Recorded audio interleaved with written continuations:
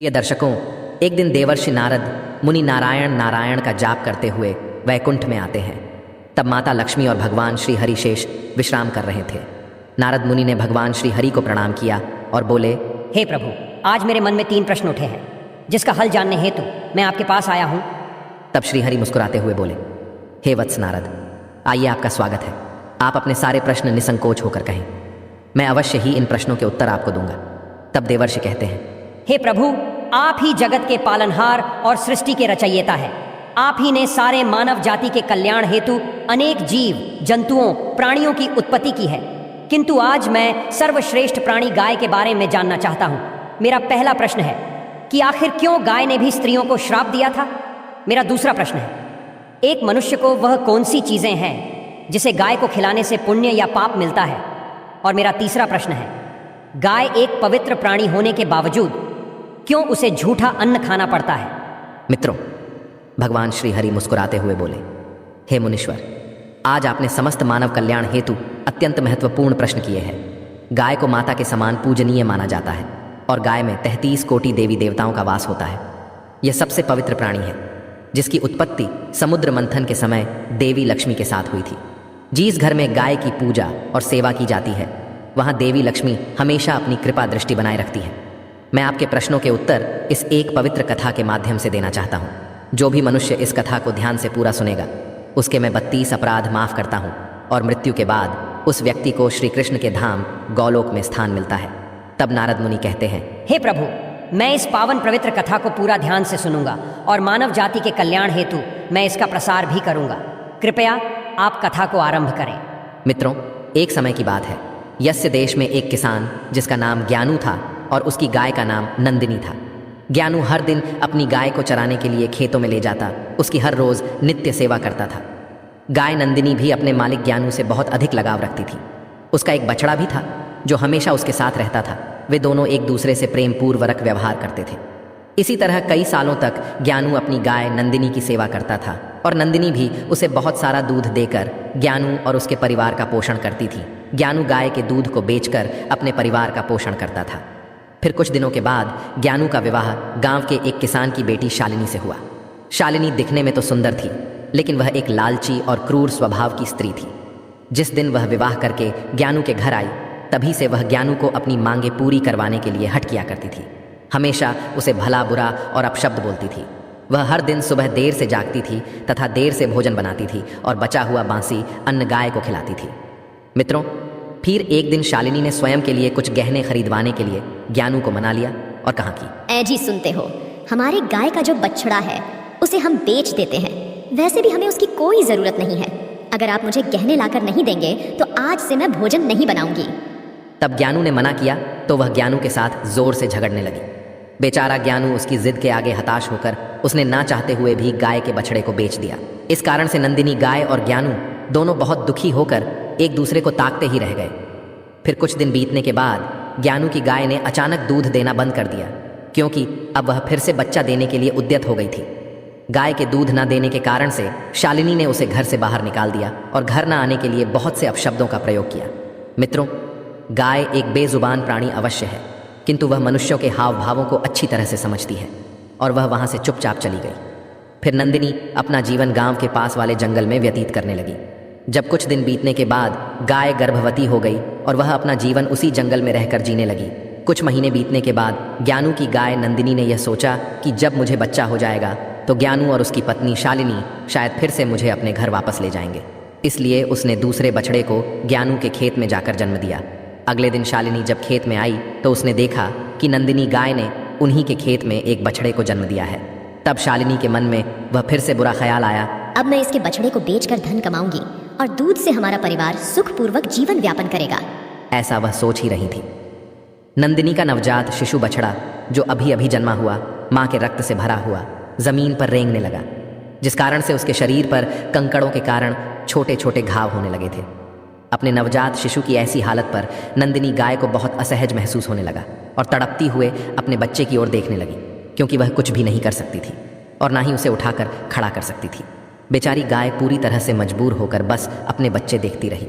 लेकिन जब उसने शालिनी को उसकी ओर आते हुए देखा तो उसे करुण पुकार लगाते हुए कहा, हे देवी, कृपा करें और मेरे नवजात शिशु को इस पीड़ा से मुक्त करें। इसके नाजुक शरीर को जमीन पर पड़े हुए कंकड़ चुभने के कारण उसे असंख्य यातनाएं हो रही हैं। यह अभी अभी जन्मा हुआ असाह मेरा बच्चा है, आप इसकी मदद करें, ये मेरी विनती है आपसे।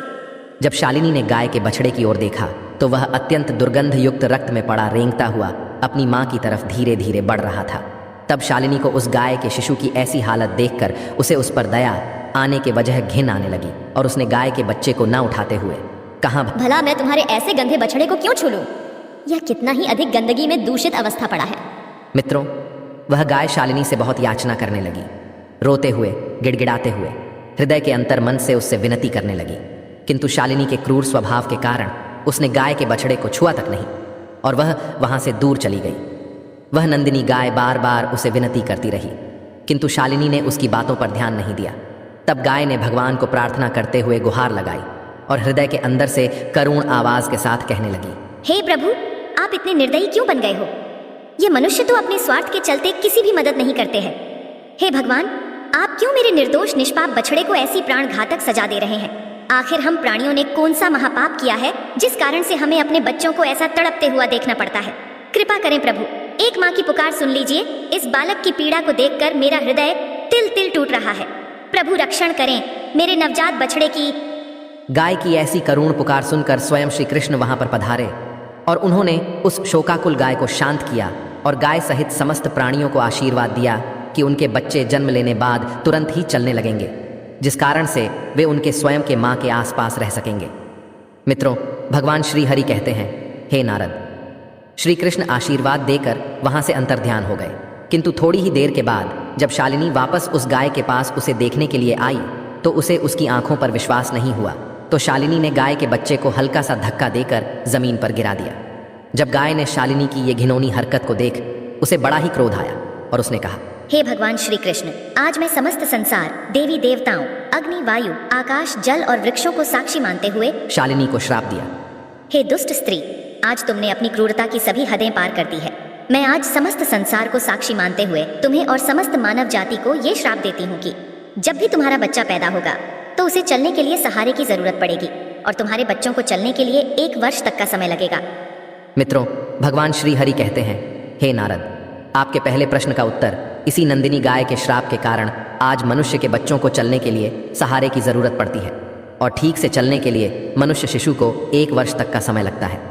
सतयुग में मनुष्य के बच्चे जन्म लेने के तुरंत बाद ही चलते थे। हे नारद, जब शालिनी अपने घर संध्या समय वापस आ रही थी तभी इस गाय के श्राप के कारण तूफान वर्षा होने लगी और तेज बिजलियां गरजने लगी। तब तेज वर्षा के कारण शालिनी एक पेड़ के नीचे सहारे के लिए रुक गई थी, किंतु नियति के खेल ने उसी पेड़ पर बिजली गिरा दी। उसी कारण से शालिनी की मृत्यु हो गई। मित्रों, भगवान श्री हरि कहते हैं, हे नारद, शालिनी की आत्मा को लेकर यमदूत उसे धर्मराज के दरबार में उपस्थित हो गए और चित्रगुप्त ने उस स्त्री का लेखा जोखा देखा। तब वे सभी हैरान हो गए। यमराज ने शालिनी के गुनाहों को जानना चाहा तो चित्रगुप्त बोले, महाराज, इस स्त्री ने अपने पति का कभी आदर नहीं किया है। हमेशा देर से उठना और निर्वस्त्र स्नान करना तथा इस स्त्री ने अपने पूरे जीवन में कभी भी पूजा पाठ नहीं किया है। इसके पापों को गिनाते हुए हमें आज का पूरा दिन लग जाएगा। इसने सबसे बड़ा महापाप तो यह किया है कि गाय को हर रोज झूठा, बांसी और सड़ा हुआ अन्न खिलाया है जो कीड़े और वर्मी भी ना खा सके। साथ ही एक गाय के नवजात शिशु की मदद तक नहीं की है। तब धर्मराज बोले, इस स्त्री को कुंभीपाक नरक में डालकर तल दिया जाए, उसके बाद इसे जहरीली वैतरणी में डाल दिया जाए और इस स्त्री को 16 नरकों की सजा दी जाए। मित्रों, यमदूत स्त्री को इन सारे प्रकार के नरकों में डाल देते हैं और उसकी आत्मा को बहुत पीड़ा देते हैं। यह सिलसिला पूरे 1 वर्ष तक चला रहा। जब उसकी सारी सजाएं पूरी हो गईं, फिर धर्मराज ने उस स्त्री को गाय को हमेशा से झूठा, सड़ा हुआ अन्न खिलाने कारण उसे सुअर की योनि में जन्म लेकर हमेशा कीचड़ में रहने का और दुर्गंध युक्त पदार्थ खाने का आशीर्वाद दे दिया।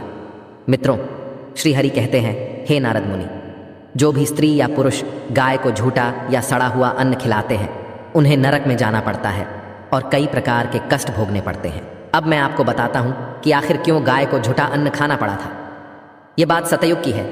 जब शिव जी और माँ पार्वती समुद्र के किनारे विहार करने गए तो शिव जी के मन में शरारत करने की सूझी। उन्होंने पार्वती से कहा, हे देवी, मुझे अचानक आवश्यक काम से जाना पड़ रहा है। मैं कार्य पूरा करके अभी आता हूँ, तब तक आप मेरी यहीं प्रतीक्षा करें। दरअसल शिव माता पार्वती को परेशान करना चाहते थे। शिव जी की बात मानकर देवी पार्वती अकेले ही तट पर बैठकर उनकी प्रतीक्षा करने लगी। इसी तरह शाम हो गई और उस दिन तीज की तिथि थी। जब रात तक शिव जी न लौटे तो माता पार्वती ने तट पर ही रेत के शिवलिंग का निर्माण किया और आसपास उपलब्ध पूजन सामग्री से रात भर शिव जी का निर्जला निराहार व्रत संपूर्ण किया। शिव जी सूक्ष्म रूप में वहीं उपस्थित थे और हर गतिविधि के साक्षी थे। सुबह होने पर पार्वती ने समुद्र में रेत के शिवलिंग और पूजन सामग्री का विसर्जन कर दिया। इसके थोड़ी ही देर बाद शिव जी प्रकट हो गए और बोलने लगे, देवी पार्वती, आपने कल तीज की तिथि पर मेरी पूजा नहीं की। पार्वती जी ने कहा, हे स्वामी, मैंने पूजा की है और अभी सामग्री विसर्जित की है। शिव जी अभी भी पार्वती के साथ और ठिठोली करना चाहते थे। उन्होंने कहा, हे पार्वती, मुझे तो पूजा का कोई चिन्ह दिखाई नहीं दे रहा है। अगर आपने पूजा की है तो इसका कोई योग्य प्रमाण दीजिए। माँ पार्वती भी समझ चुकी थीं कि भगवान शिव उन्हें जानबूझकर सता रहे हैं, क्योंकि जो जगत की हर घटना का साक्षी है उसे प्रमाण की क्या आवश्यकता है। देवी पार्वती भी इस हंसी मजाक का भरपूर आनंद ले रही थी। शिव जी की बात सुनकर माता पार्वती ने आसपास देखा। उन्हें एक गाय खड़ी दिखाई दी। उन्होंने शिव जी से कहा, हे स्वामी, ये गाय मेरी साक्षी है। जब मैं पूजा कर रही थी तब ये गाय यहाँ उपस्थित थी। शिव जी ने गाय से पूछा कि क्या पार्वती ने पूजा की है। गाय ने ना में सिर हिला दिया। शिव जी ने कहा, पार्वती, आप असत्य कह रही हैं। गाय ने आपकी गवाही नहीं दी। शिव जी के सामने स्वयं का अकारण झूठा साबित होना पार्वती सहन नहीं कर पाई और क्रोध में आकर उन्होंने उसी वक्त गाय को श्राप दे दिया। माता पार्वती ने श्राप देते हुए कहा कि तू दिव्य जन्मा है। तूने समुद्र मंथन के समय जन्म लेकर इस समस्त संसार को निर्मल और पाप मुक्त करने का ध्यास रखा था। तू जगत कल्याण के लिए प्रकट हुई है, इसीलिए जनहित के लिए तेरे गुण यथावत रहेंगे। किंतु जिस मुंह से तूने झूठी गवाही दी है उसे दंड भुगतना होगा। झूठ बोलने के कारण अब से झूठन ही तेरा आहार होगी। इस तरह झूठ बोलने से गौ माता क्रोध की भागी बनी और आज तक उनकी संतति अच्छा भोजन प्राप्त होने के बावजूद भी झूठन खाने के लिए बाध्य है। मित्रों, भगवान श्री हरि कहते हैं, हे देवर्षि, अब मैं आपको गाय के विषय में महत्वपूर्ण जानकारी देता हूँ। अक्सर मनुष्य गाय से पुण्य पाने के लिए कई प्रकार के व्रत पूजा पाठ करते हैं, किंतु उन्हें एक गाय को ये कुछ चीज़ें भूल कर भी नहीं खिलानी चाहिए। द्वार पर आई गौमाता को कभी भी बिना रोटी खिलाएं जाने ना दें। गौमाता को रोटी और ताज़ी हरी घास खिलानी चाहिए। यूं भी हम हर दिन पहली रोटी गौमाता की बनाते ही है, इसलिए हमेशा उस रोटी को प्यार से गौमाता को खिला दें। गौमाता को रोटी खिलाने से हमें बहुत पुण्य मिलता है। गौमाता को कभी भी बासी और सड़ा गला खाना नहीं खिलाना चाहिए। भूख लगने पर मजबूरी में गौमाता वह खाना खा तो लेती है, लेकिन इसका दुष्परिणाम हम पर पड़ता है, जिस कारण से हमारे घर में नकारात्मकता आती है। गौमाता यह एक शाकाहारी पशु होती है, इसलिए कभी भी गौमाता को जबरदस्ती मांसाहार खिलाने की कोशिश भी नहीं करनी चाहिए। ऐसा करना महापाप के समान होता है। हमारी कुंडली में दोष है, जिसके कारण हमें लगातार परेशानियों का सामना करना पड़ रहा है, तो हम गौमाता को रोटी खिलाते समय कुछ उपाय कर सकते हैं। जैसे यदि कुंडली में चंद्र दोष है तो आप रोटी पर सफ़ेद मक्खन, नमक या घी लगाकर गौ माता को खिलाएं। यदि कुंडली में शनि दोष है तो रोटी बनाते समय आटे में थोड़े से काले तिल मिलाकर आटा गूंधे और इस आटे की ताज़ी रोटी बनाकर शनिवार या अमावस्या के दिन गौमाता को खिलाएं। इसी तरह मंगल या गुरु दोष हो तो रोटी के ऊपर हल्दी लगाकर गौमाता को खिलाएं। ये उपाय करने पर हम इन सभी दोषों के दुष्प्रभाव से काफ़ी हद तक अपना बचाव कर सकते हैं। गौमाता को प्रतिदिन रोटी और घास खिलाने से लाभ होता है और पितृदोष से भी मुक्ति मिलती है। इसी तरह कुंडली में यदि शनि की 7.5 या महादशा है तो हर शनिवार को और अमावस्या को काले रंग की गाय को घास या रोटी खिलाएं और उसकी पूजा करें। इससे शनि दोष कम होता है। गौमूत्र यानी कि गाय का मूत्र बहुत ही उपयोगी, पवित्र और स्वास्थ्य की दृष्टि से अत्यंत हितकारी होता है। आध्यात्मिक दृष्टि से तो गौमूत्र का महत्व है ही, साथ ही वैज्ञानिक और स्वास्थ्य की दृष्टि से भी गौमूत्र के बहुत से लाभ बताए गए हैं। गौमूत्र में बहुत से खनिज पदार्थ और स्वास्थ्य वर्धक तत्व होते हैं जो हमारे शरीर की शुद्धि करते हैं और बहुत से रोगों से भी बचाते हैं। साथ ही गौमूत्र छिड़कने से वातावरण में शुद्धता और पवित्रता व्याप्त हो जाती है। इसीलिए हमारे शास्त्रों में शरीर को निरोगी रखने के लिए प्रतिदिन गौमूत्र का सेवन करने तथा घर में गौमूत्र छिड़कने के लिए कहा गया है। गाय के दूध, दही, घी, गोबर और गौमूत्र से बनने वाले मिश्रण को पंचगव्य कहते हैं। पंचगव्य को पापनाशक कहा जाता है और हमारे हिंदुओं की एक धार्मिक विधि प्रायश्चित करने में उपयोग किया जाता है। पंचगव्य को बनाने वाली सभी वस्तुएं अत्यंत उपयोगी होती हैं, जो स्वास्थ्य के लिए लाभदायक तो है ही, साथ ही औषधीय गुणों से भी भरपूर है। मित्रों, भगवान श्री हरि कहते हैं, हे देवर्षि नारद, अब मैंने आपके सारे प्रश्नों के उत्तर दिए हैं। तब नारद मुनि कहते हैं, हे प्रभु, मैं धन्य हो गया। आपने मुझे दिव्य ज्ञान से मेरी सारी शंकाओं को दूर किया है। मैं इस दिव्य ज्ञान का प्रसार समस्त मानव जाति के कल्याण हेतु अवश्य करूंगा। तो मित्रों, आशा करते हैं कि आपको यह कथा अवश्य पसंद आई होगी। तो वीडियो को लाइक करें और कमेंट में जय श्री कृष्ण अवश्य लिखें। आप सभी का धन्यवाद।